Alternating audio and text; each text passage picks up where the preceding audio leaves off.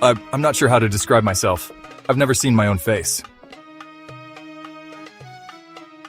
For as long as I can remember, darkness has been my constant companion. But I'm not alone. My friend and I, both blind from birth, have always relied on each other. Azariah, can you smell the fresh figs? They must be in season. Yes, and listen to the children laughing. It's a beautiful day, isn't it? Every day is a challenge, navigating through a world we cannot see. The sound of footsteps, the feel of the ground beneath our feet, the smells of the market.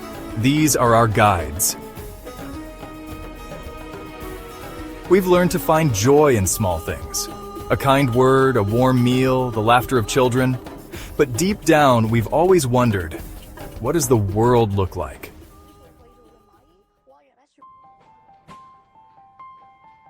Then one day everything changed. We've heard whispers of a man named Jesus, a healer who can make the lame walk and the deaf hear. Azariah, do you think it's true? Could he really make the blind see? I don't know, but I feel hope for the first time in years. Hope, a feeling we had almost forgotten, began to stir in our hearts. We decided to seek him out, following the sound of the crowds. The journey was difficult, stumbling through streets we couldn't see. But our determination gave us strength. Come to me, all who are weary and burdened, and I will give you rest. Finally, we heard his voice, gentle yet powerful. Son of David, have mercy on us.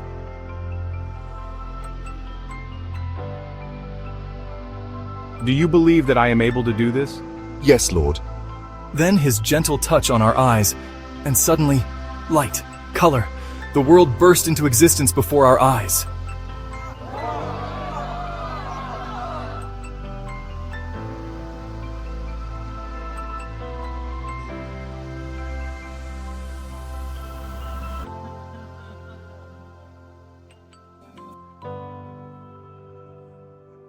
In that moment, our lives were forever changed. We saw not just with our eyes, but with our hearts.